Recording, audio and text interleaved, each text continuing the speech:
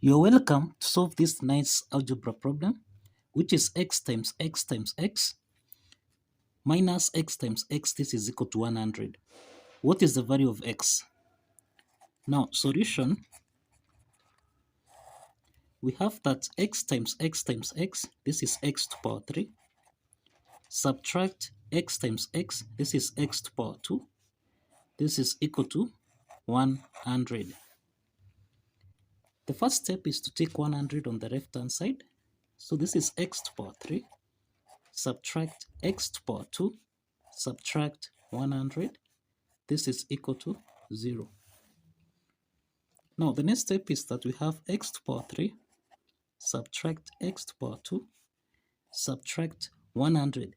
We can express 100 as 125. Subtract 25. This is equal to 0. Now from here, we have x to power 3, subtract x to power 2, subtract into the parentheses. 125 can be expressed as 5 to power 3, subtract 25, which is 5 to power 2. This is equal to 0.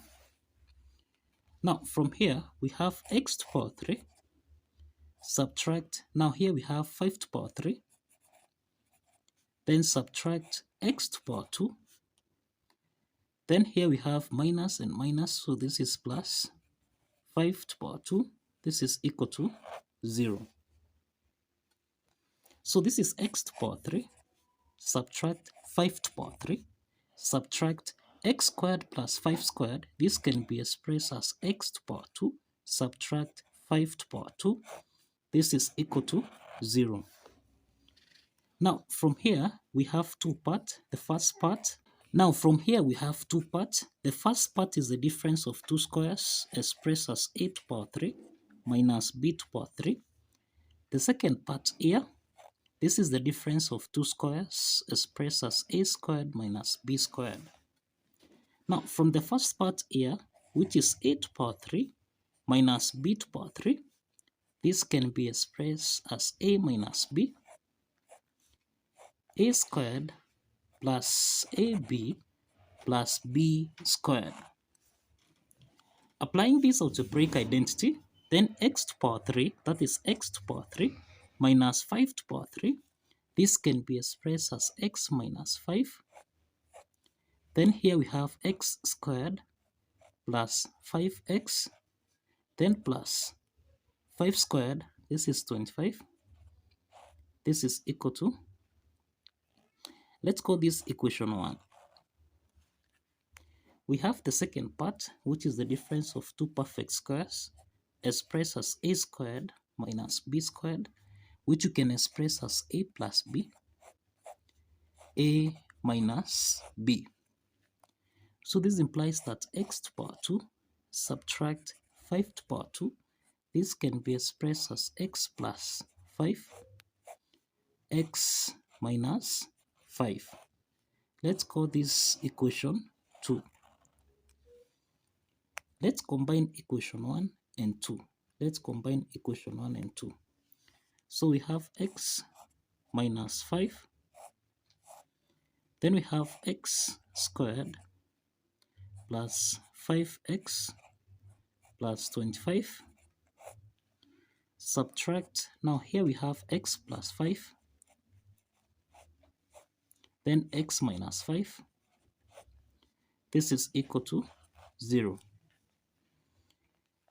So if we check here, x minus 5 and x minus 5 is common. We factor out x minus 5. So that here we have x to power 2 plus 5x plus 25.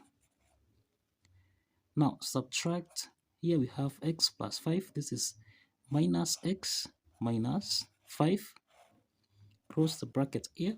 This is equal to 0. So here we have two parts. The first part is x minus 5. This is equal to 0. Then we have the second part here, which is x to power 2.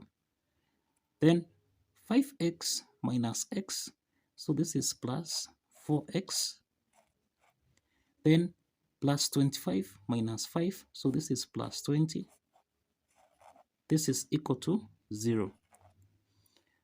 So here we have two parts. The first part is x minus 5 is equal to 0. So x1 is equal to 5. So this is the first real solution that we have. Let's proceed to solve the second part, which is a quadratic equation of the form ax squared plus bx plus c. This is equal to 0. Now, from this quadratic equation, a is equal to 1, b is equal to 4, and c is equal to 20. So applying the quadratic formula, that is x2, x3, this can be expressed as minus b plus minus the square root of b squared minus 4 times a times c divided by 2 times a. So in this case, let's substitute the values of a, b, and c. So you have minus 4 plus or minus the square root of b squared is 4 squared minus 4 times a, which is 1, then times c, which is 20, then divided by 2 times 1. So the next step here, we have minus 4 plus or minus the square root of 4 squared, this is 16, minus 20 times 4, this is 80, divided by 2. So here we have minus 4 plus or minus the square root of, we have 16 minus 80, this is minus 64, divided by 2. So here we have minus 4 plus or minus, we can express the square root of minus 64 as the square root of, this is 64 times minus 1 divided by 2. So the next step here, we have minus 4 plus or minus the square root of 64, this is 8, the square root of minus 1, this is I, divided by 2. So the next step here, let's factor out 2, so we'll have 2 into the parentheses, this is minus 2, plus or minus, here we have 4i, divided by 2. So 2 and 2 here simplifies, so that now this is the same thing as minus 2 plus or minus 4i. So this implies that we have that x2 is equal to minus 2 plus 4i, and we have that x3 is equal to minus 2 minus 4i.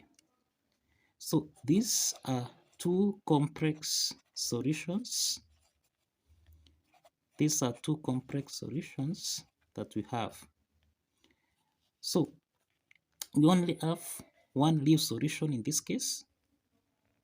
We only have one leaf solution here, which is x1, which is equal to 5.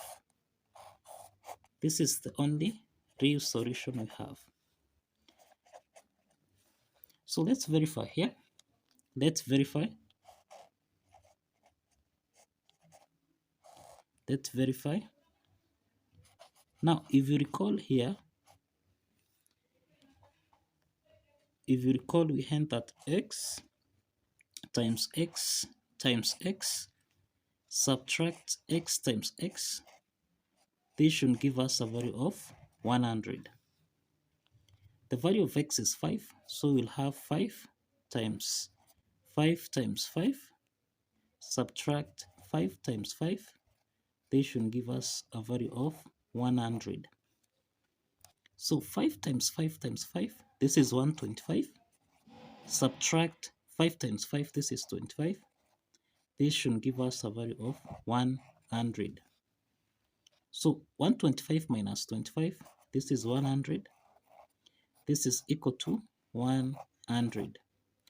So this implies that the left hand side is equal to the right hand side. And therefore, this implies that we have three solutions.